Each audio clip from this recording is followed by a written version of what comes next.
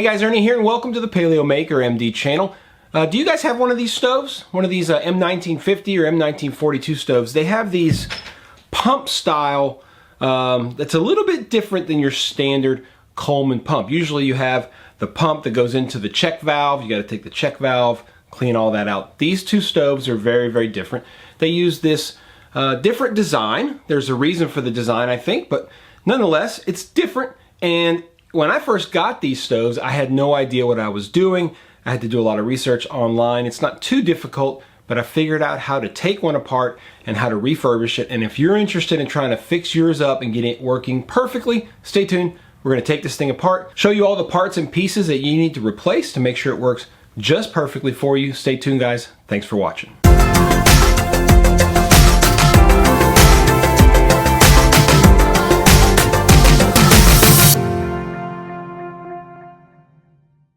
So this is your pump assembly. We're gonna make this really, really simple. First thing we're gonna do is take it completely apart. And you might look at this and say, well, how does it come completely apart? Well, there's a couple of different pieces. This plunger part, and I can tell that this plunger is super dry. I did clean all this. I'll tell you guys, I took it all apart and put it all through my ultrasonic cleaner and put it back together. It was just really, really grimy. So first thing you'll do is unscrew this. Now, the reason this is hollow is because they would keep extra pieces of the stove, an extra generator, stuff like that. Now, mine did come with that, but I pulled it all out. I keep everything in a separate box. This you're gonna wanna unscrew, and it'll pop right off, okay? And you've got a spring, pull that off. This is, like I said, dry.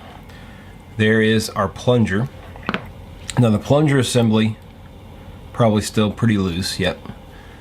Normally it would be tightened in there, okay? But this one is loose because I took it apart like I told you guys to clean it. You just undo this screw, okay? You've got this piece, and you'll have the screw itself and then also a little collar, little brass collar. I've seen these shaped differently. This is the one that came on mine. I don't know if it's correct or not, but it works. Basically just fits inside of the pump and creates a surface to push up against.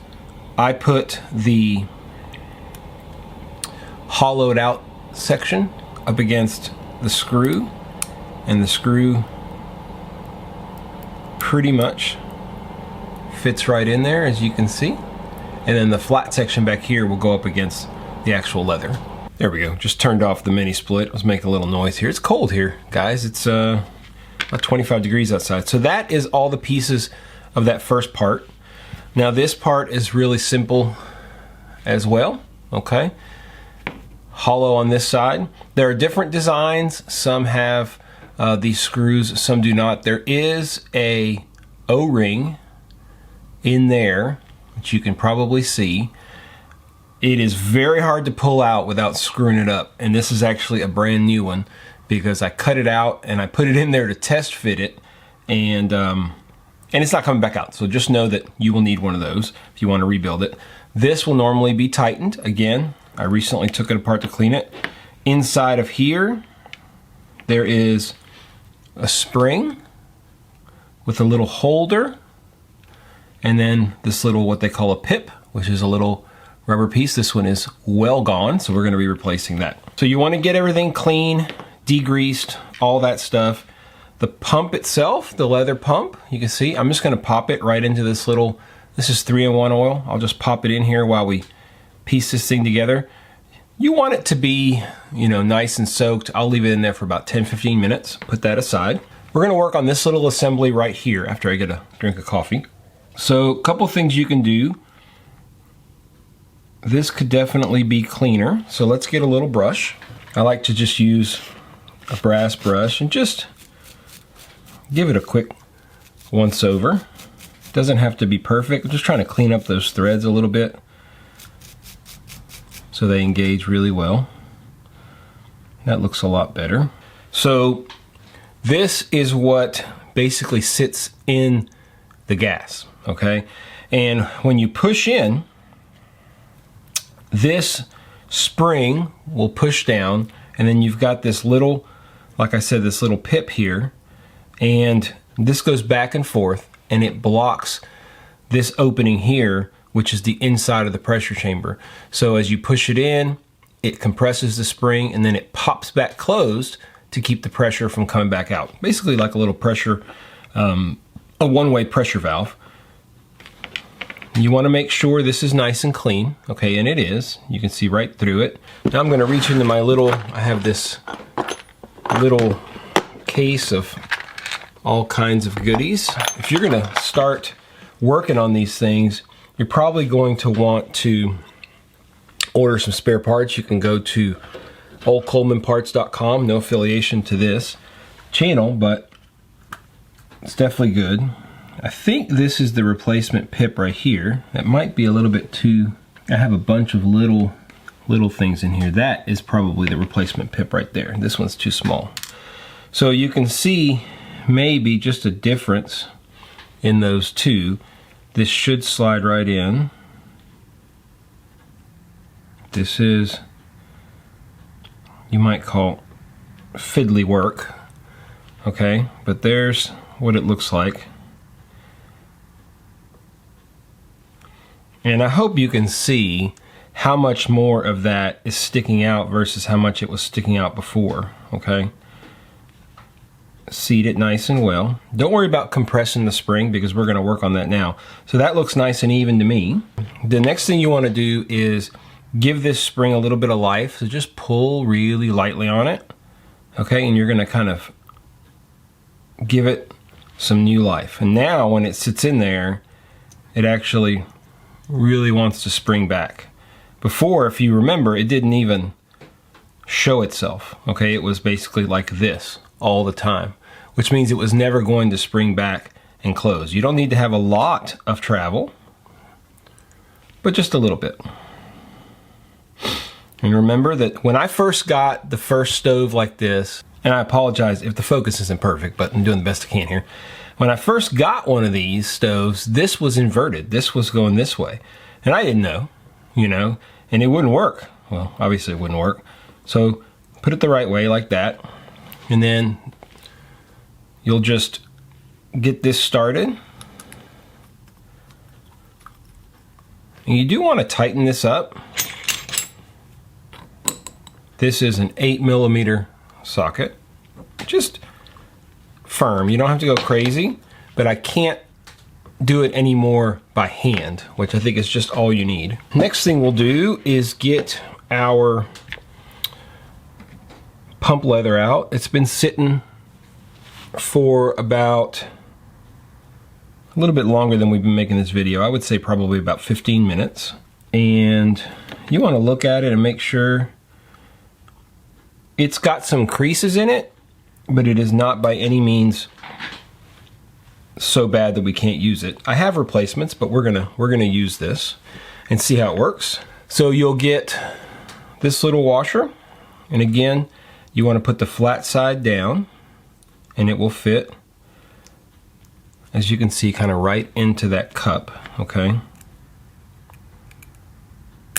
And it'll kind of seat itself out once we get it better positioned.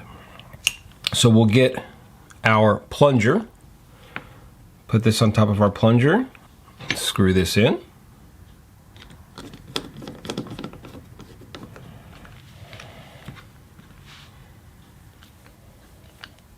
You don't want to go crazy, but you do want it tight. Some of these plunger styles require some looseness to them. This does not. And you can see this pump cover is pretty shoddy. I'll probably change it, but I'll have to re-soak another one. This will give you nonetheless an idea of how to put it back together. I don't know if you guys can see, but it does have cracks along the way. It will create some pressure, but not the way we want it to long term.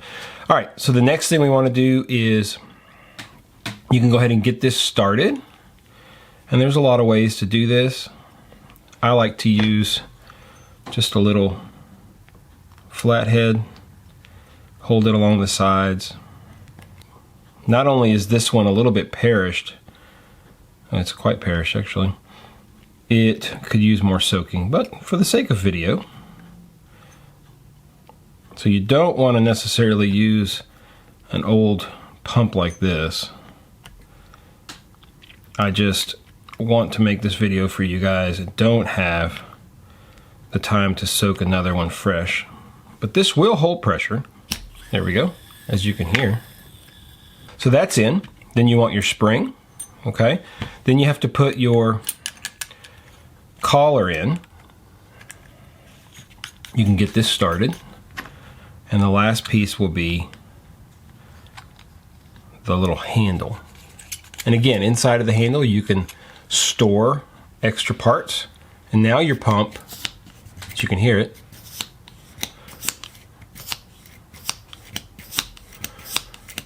works perfectly. The key parts to this are the leather pump. Another key part is this O-ring right here. Very, very important. It's what they look like new. Okay, like I said, I'm not pulling this one out because I don't want to mess it up. But that's as easy as it gets. If you can get the pump leather, much better. If you can replace this O-ring and you can replace the pip in here, you're good to go. If you're finding that when you pump, okay, this slowly makes its way back up, it's like starts coming back up like this on its own and won't stay down, your pip's messed up. So get in there, take it out, get the pip out, pull the spring apart, and you'll be good to go. That's how you pretty much take apart, replace what you need, and refurbish one of these pumps from the M1942 or the M1950 stoves. So I hope you guys enjoyed that. I hope it's helpful. These little things can be a little bit intimidating at first. There's a lot of little parts and pieces. You got to know where to source those things. You can source them on eBay. I get most of my stuff at a place called oldcolemanparts.com. No affiliation to the channel whatsoever, but they're awesome. These things are very inexpensive. So when I first started getting into these older stoves, I just got on there. I spent about 20 bucks on a bunch of different washers, different sizes. I have them all organized. That way when I start to work on these things, I seem to always have what I need. I plan on doing other kind of specialized videos here on this channel. My whole other channel, Paleo Hiker MD, I look at the actual stoves themselves. We'll take this stove, we'll test it, we'll show you how to get it started. We'll boil 2 cups of water with it. That's what I do on that other channel. Here it's more about the nitty gritty, the nuts and bolts of how these things work. So I wanted to show you guys about this style of pump. Appreciate you guys tuning in today. If you have any questions, make sure you leave it down in the comments. Make sure you hit the like button if you like the video, and hit the subscription button if you don't want to miss any other videos about stoves or other maker stuff, 3D printing, stuff like that. Appreciate you guys tuning in. Stay tuned for more videos soon.